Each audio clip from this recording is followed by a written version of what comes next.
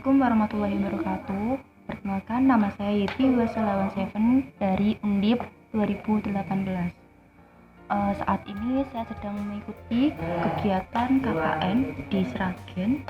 Jadi jangan lupa nonton video ini sampai selesai ya guys. Dadah. KKN Tim 1 2021-2022 ini dilaksanakan tanggal 5 Januari sampai dengan 15 Februari 2022. Insya Allah dengan bekal yang Bapak Ibu sekalian berikan, saya kira anak-anak kita akan cukup mampu menghadapi segala permasalahan di wilayah kuliah kerja nyatanya. Sekali lagi saya ucapkan terima kasih, dan dengan mengucap Bismillahirrahmanirrahim, maka kuliah kerja nyata periode 1 2021-2022 Universitas Diponegoro nyatakan resmi dibuka. Semoga Allah Subhanahu wa taala memberikan petunjuk dan perlindungan bagi kita semua. Amin. Amin. Assalamualaikum warahmatullahi wabarakatuh. Tapi keke nanti contohnya seperti apa yang mau disampaikan? Desa Pilang merupakan salah satu desa yang terletak di Kecamatan Masaran, Kabupaten Sragen.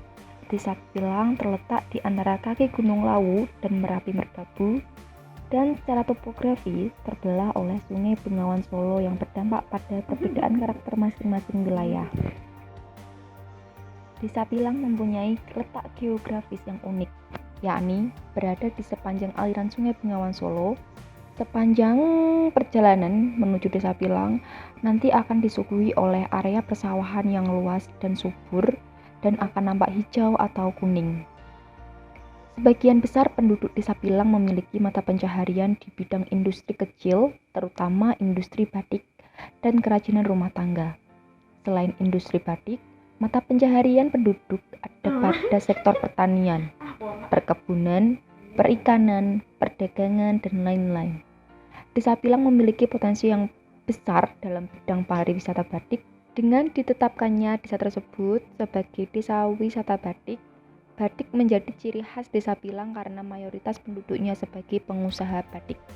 Terdapat banyak home industri batik di setiap rumah warga.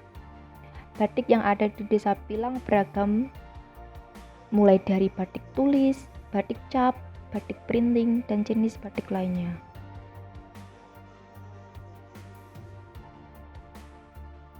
Dalam kegiatan KKN ini, saya memiliki 4 program, yang mana 2 program saya berkaitan dengan COVID-19 dan 2 lainnya berkaitan dengan SDGs. Program pertama saya yaitu mengenai edukasi varian COVID baru Omikron kepada warga Dukuh Pilang, terutama terhadap ibu-ibu rumah tangga yang mungkin aktivitasnya lebih banyak di luar rumah karena mungkin belanja atau antar anak sekolah, seperti itu. Pandemi COVID-19 di berbagai daerah menurut data Kementerian Kesehatan terjadi penurunan yang cukup signifikan pada akhir tahun 2021. Akan tetapi, ancaman datang dengan terdeteksinya varian baru COVID-19 jenis Omikron di Indonesia. Varian baru ini menyebar dengan cepat dan gejala yang ditimbulkan juga berbeda dengan varian-varian lain. Pada awal tahun 2022, di Desa Pilang sudah tidak ditemukan lagi orang yang terjangkit COVID-19. Dengan begitu, masyarakat cukup abai dengan protokol kesehatan. Banyak warga masyarakat yang sudah tidak lagi memakai masker serta tidak menjaga jarak. Melalui permasalahan tersebut, program kerja mengenai edukasi varian baru COVID-19 jenis Omikron dilakukan agar masyarakat Dukuh Pilang mengetahui bahwa terdapat varian baru COVID-19 yang menjadi ancaman baru, sehingga harus tetap menjaga protokol kesehatan yang ketat agar terhindar dari infeksi COVID-19 maupun varian baru yang berjenis Omikron atau yang lainnya. Dalam program kerja yang kedua, saya dan teman-teman saya mengangkat tema tentang nutrisi, bagaimana masyarakat itu nutrisi apa yang baik yang baik dikonsumsi oleh masyarakat ketika pandemi COVID-19 masih berlangsung. Pada masa pandemi COVID-19, asupan makanan dan minuman yang bergizi dibutuhkan untuk tubuh agar imunitas tubuh tetap terjaga. Di Dukuh Pilang sendiri, dalam hal nutrisi masih kurang memperhatikan asupan makanan dan minuman yang dikonsumsi setiap hari. Melalui permasalahan tersebut, program kerja mengenai edukasi nutrisi kepada masyarakat dirasa penting untuk dilakukan agar masyarakat tahu mengenai makanan dan minuman yang baik dikonsumsi khususnya pada masa pandemi COVID-19 dengan tujuan untuk meningkatkan imunitas tubuh. Selanjutnya, pada program ketiga, pada zaman dahulu pernah terjadi wabah secara besar-besaran di Jawa sehingga mengakibatkan banyak orang meninggal dan sakit berkepanjangan. Beberapa dari anak-anak kurang tahu mengenai bagaimana perkembangan virus COVID-19 dari awal masuk hingga sekarang. Banyak dari mereka yang hanya tahu tentang COVID-19 itu berbahaya.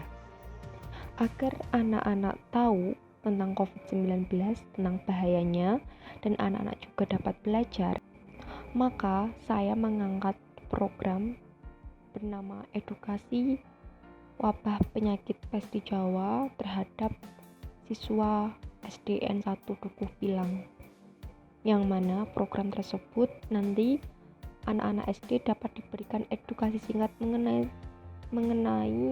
pembelajaran sejarah virus maupun di masa lalu, sehingga anak-anak dapat berkaca dari peristiwa di masa lampau. Selain itu juga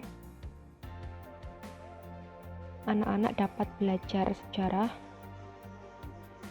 dan selalu berkaca dari masa lalu. Yang terakhir, program terakhir yang saya angkat adalah pendampingan digitalisasi dan pemasaran UMKM di Desa Pilang. Semenjak pandemi COVID-19, di Dukuh Pilang para pengusaha batik mengalami banyak kesulitan dalam kegiatan pemasaran. Ini dikarenakan pandemi COVID-19 yang tidak mereda dan pengiriman barang dari dalam keluar itu sangat sulit pada masa itu.